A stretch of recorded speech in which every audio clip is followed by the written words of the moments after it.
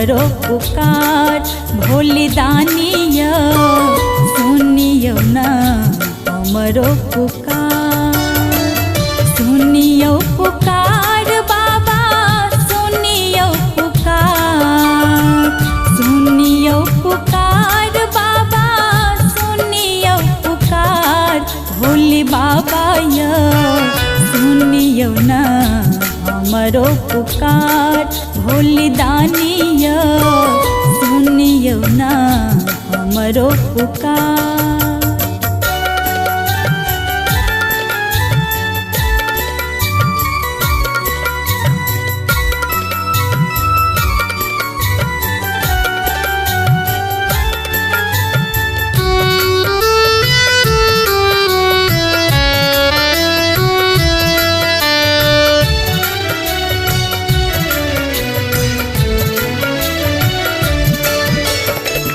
भक्त जन कावड़ लाए जाए तोहर द्वार, हमरो मन बेचैन है त्रिपुरारी अपार।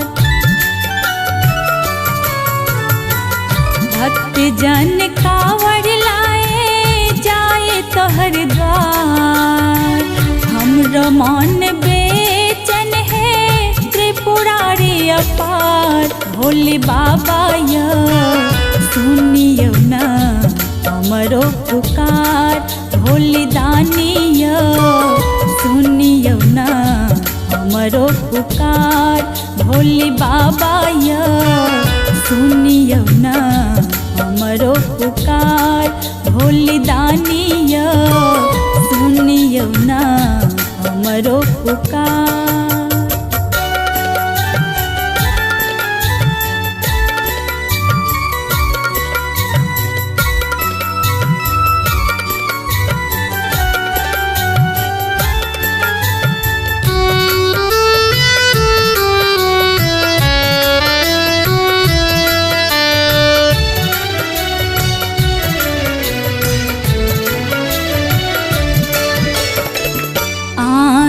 भरोसे आहे जीवन के पतवार, दया के सागर छे करियो उपकार।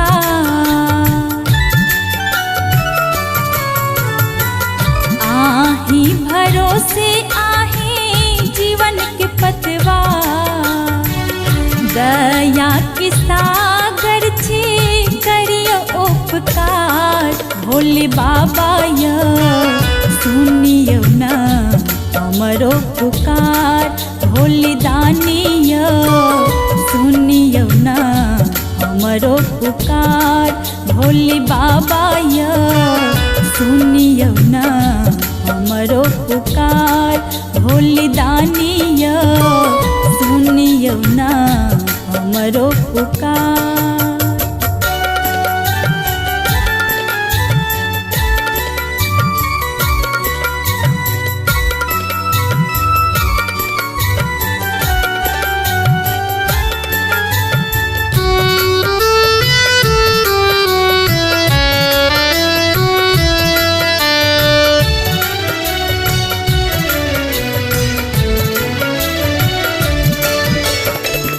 नहीं मांगे छी धन नहीं मांगे अधिकार,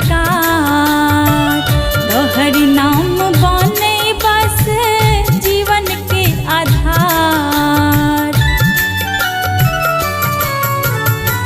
नहीं मांगे छी धन नहीं मांगे अधिकार, तोहर नाम बने बस जीवन के आधार भोले बाबा या सुनियो ना हमरो पुकार भोले दानिया सुनियो ना हमरो पुकार भोले बाबा या सुनियो ना हमरो पुकार भोले दानिया सुनियो ना हमरो पुकार।